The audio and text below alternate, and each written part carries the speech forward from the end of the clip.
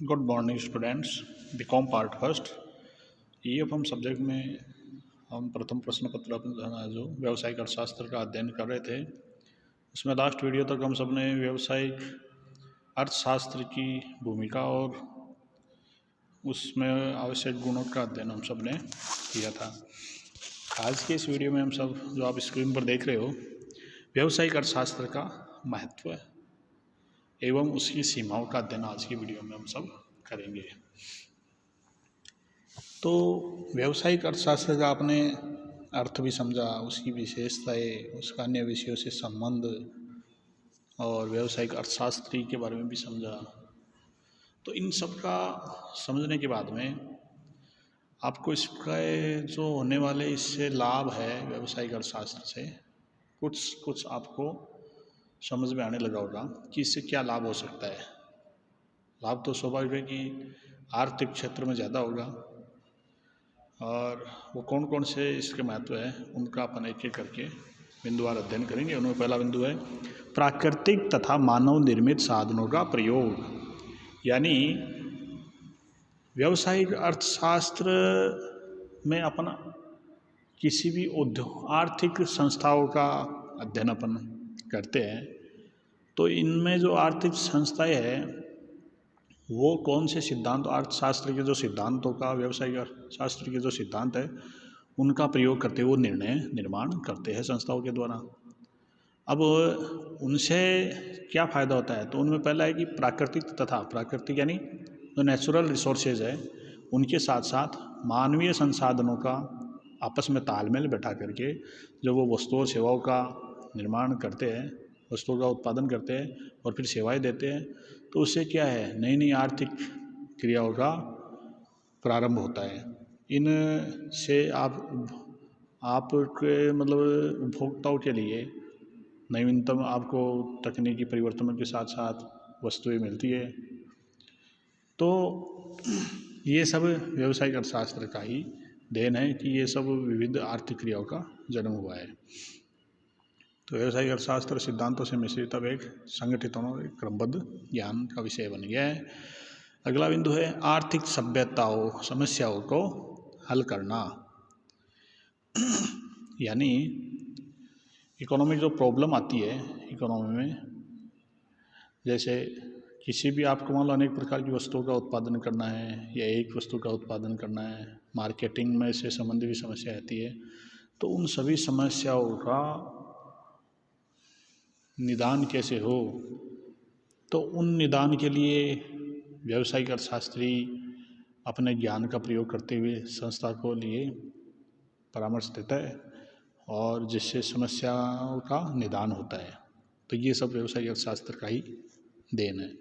अगला बिंदु है परंपरावादी अर्थशास्त्र को लागू करना।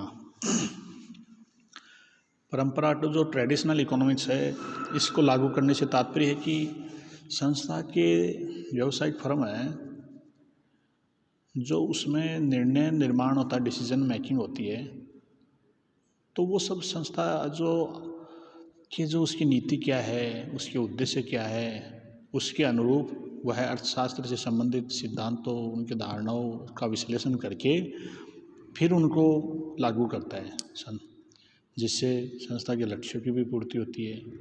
इस प्रकार से परंपरावादी अर्थशास्त्र व्यावसायिक अर्थशास्त्र में को लागू करने में संभव हुआ है। अगला बिंदु अन्य विषयों से प्राप्त विचारों का प्रयोग। तो इसका मतलब है कि अन्य विषय यानी जैसे गणित है, सांख्यिकी है, समाजशास्त्र है, मनोविज्ञान है, इनका भी व्यावसायिक अर्थशास्त्र में समावेश पाया जाता है, जो कि उनके निर्णय निर्माण में उपयुक्त होते हैं। इससे क्या होगा कि व्यावसायिक निर्णयों पर जो निर्णय लिए जाएंगे उनमें स्पष्टता होगी, उनमें एक्यूरेसी होगी और फिर वो निर्णय संस्था के लिए उपयोगी रहेंगे। एक एकीकृत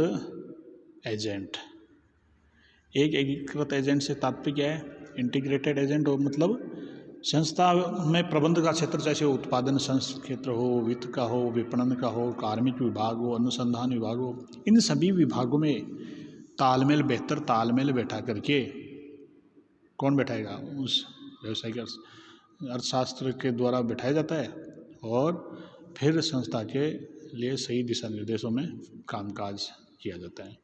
तो इस प्रकार से व्यावसायिक अर्थशास्त्र के माध्यम से यह एक एकीकृत एजेंट के रूप में भी कामकाज करता है। अगला बिंदु है सरकार को आय। सरकार को आय से तात्पर्य है, जब व्यावसायिक अर्थशास्त्र का उदय हुआ उसके बाद वैश्विक बाजार में विभिन्न संस्थाओं के द्वारा का जन्म होने लगा, लोगों को लाभ होने लगे, तो स्वाभाविक है कि लोग उस क्षेत्र में प्रवेश करेंगे। तो इस प्रकार से अनेकों संस्थाओं का जब निर्माण हो जाता है तो उनके उत्पादन किया जाता है, तो इससे सरकार को भी आमदनी होती है। क्यों होती है? क्योंकि उत्पादन होगा, उसका वितरण होगा, तो उस पर करारोपण होगा, तो करारोपण से स्वाभाविक है सरकार को आय, उत्पाद शुल्क के रूप में हो, जैसे कॉरपोरेट टैक्स के रूप में हो, तो ये सभी सरकार को मिलते हैं। अगला बिंदु है सामाजिक लाभ। सामाजिक लाभों से तात्पर्य है कि व्यावसायिक अर्थशास्त्र के जन्म के बाद में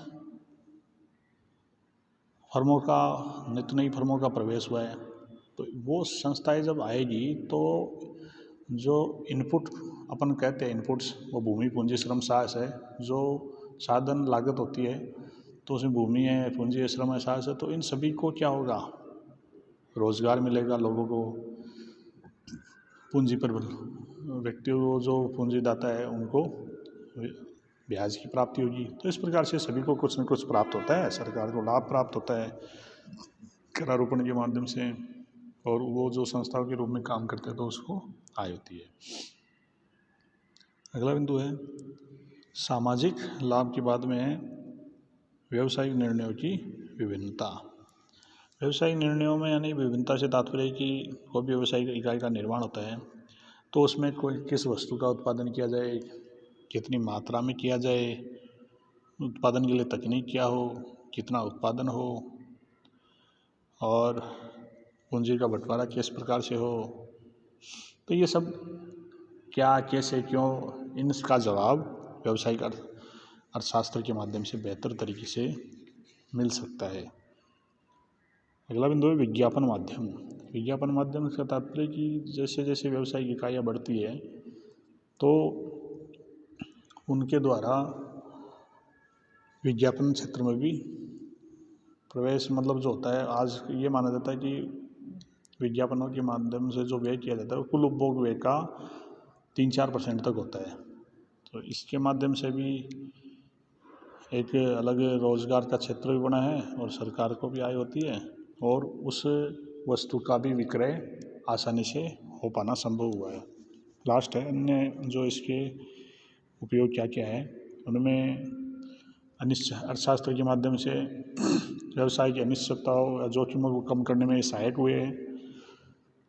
इसके अलावा मांग का पूर्वानुमान भी कर सकते हैं। व्यवसायी अर्थशास्त्र के माध्यम से बाहरी तत्वों का अध्ययन करने के बाद में संस्था के लिए उचित निर्णय किए जा सकते हैं।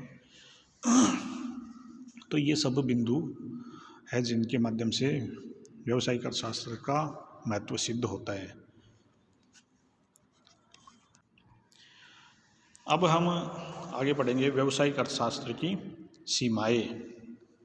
तो व्यावसायिक अर्थशास्त्र के जो महत्व है उनके साथ साथ व्यावसायिक अर्थशास्त्र के कारण से क्या क्या व्यावसायिक वातावरण में नुकसान भी झेलने पड़ सकते हैं, या जिनको अपन उसकी सीमा कहते हैं कि एक सीमा के बाद में इसका ये नुकसान भी है, तो वो उनमें बिंदुवार अपन अध्ययन करेंगे। उनमें पहला बिंदु है एकाधिकार को जन्म। एकाधिकार को जन्म से तात्पर्य है कि अपन व्यावसायिक आर्थिक सिद्धांत विश्लेषण करते हैं तो उसमें बाजार के रूप होता है पूर्ण प्रतियोगिता बाजार, अपूर्ण, एकाधिकार। तो एकाधिकार में के नियम सिद्धांत जब पढ़ते हैं तो उनमें क्या है, कई जो उद्योगपति है वो किसी विशिष्ट क्षेत्र में, जैसे आज मान लो बिजली विभाग है, टेलीफोन में तो अब कई कंपनी आ गई, 2000 से पहले तक मान लो BSNL का एक दबदबा था। तो ये क्या है, ये एकाधिकार है। एकाधिकार में सरकारी क्षेत्र में एकाधिकार होने पर तो इतना नुकसानदेह नहीं है, लेकिन अगर निजी क्षेत्र में किसी व्यक्ति का किसी वस्तु या सेवा के मामले में एकाधिकार हो गया तो वह आर्थिक रूप से शोषण उपभोक्ताओं का निश्चित रूप से करेगा। अल्पाधिकार को जन्म, अल्पाधिकार भी क्या है, कुछ उत्पादक फर्में या उत्पादक मान लो आपस में एक साथ साठ-गांठ कर ले तो फिर क्या होगा, तो वो वस्तुओं की कीमत मन मुताबिक रख सकते हैं और उत्पादन की मात्रा को भी सीमित कर सकते हैं। जैसे इसका उदाहरण है ये ऑटोमोबाइल सेक्टर, इसी के साथ साथ ओपेक कंट्री है नहीं, जो खाड़ी उत्पादक, जो खाड़ी देश है, तेल उत्पादक कंट्री है, वो कई बार अपना कार्टेल कर लेती है। तो उसमें वो साठ-गांठ करके बोला अपने को ये उत्पादन सीमित करेंगे और इससे नीचे रेट पर अपन विक्रय नहीं करेंगे। अगला बिंदु है श्रमिकों का शोषण। श्रमिकों के शोषण से तात्पर्य है कि मालिकों और मजदूरों में क्या है कि सौदा करने की शक्ति असमान होती है। मालिक तो कर सकते हैं लेकिन मजदूर उनसे सौदा नहीं कर सकते। तो इसलिए निजी व्यवसाय उद्यमी अवांछनीय क्रियाओं के द्वारा मजदूरों का शोषण करते हैं। तो ये भी एक इसकी कमी है। आर्थिक, जब उनको मजदूरी के सिद्धांत वो उनको पढ़ते हैं तो उनका वो मिसयूज भी होता है। भारी सामाजिक लागतों से तात्पर्य है कि व्यवसायिक जो ये क्रियाएँ है समाज पर भारी सामाजिक लागतें भी थोपती है। कैसे, जैसे कल कारखाने मान लो ज़्यादा से ज़्यादा बढ़ रहे हैं तो आसपास का वायु और पानी भी प्रदूषित होता है, उससे लोगों को नुकसान होता है। जैसे भोपाल गैस कांड हुआ था, इसका एक ज्वलंत उदाहरण है। वहाँ पर हज़ारों लोग मारे गए, गैस में रिसाव हो गया। तो ये भी एक कमी है। गला काट प्रतिस्पर्धा और राष्ट्रीय निगमों के द्वारा कि आपस में कट थ्रोट कंपटीशन चलता है एक दूसरे का प्रति। वो छोटे उद्यमियों को तो संभाल लेते हैं अपने में बड़े हाथी की तरह। हालांकि इनके लिए मोनोपोली के लिए भी जैसे MRTP एक्ट बनाए हैं, मजदूरों के लिए भी न्यूनतम मजदूरी अधिनियम बनाए हैं, पर्यावरण विरोधी नीतियों जैसे अपन ने कहा कि बीमारी होती है तो उसके लिए भी NGT है, श्रम अधिनियम भी बनाए गए हैं, सारे उपाय किए गए हैं। तो अपन व्यावसायिक अर्थशास्त्र के खूब महत्व है, सीमाएँ भी होती है लेकिन उन पर अंकुश किया गया है। तो इसी के साथ आज का ये टॉपिक पूरा होता है। आगे के वीडियो में हम सब नया चैप्टर स्टार्ट करेंगे। तो उसमें क्या है, उसमें ये होगा कि आपको जो व्यावसायिक नीतियाँ है उनके निर्धारण, व्यष्टि समष्टि अर्थशास्त्र का विश्लेषण संक्षिप्त रूप में करेंगे। धन्यवाद।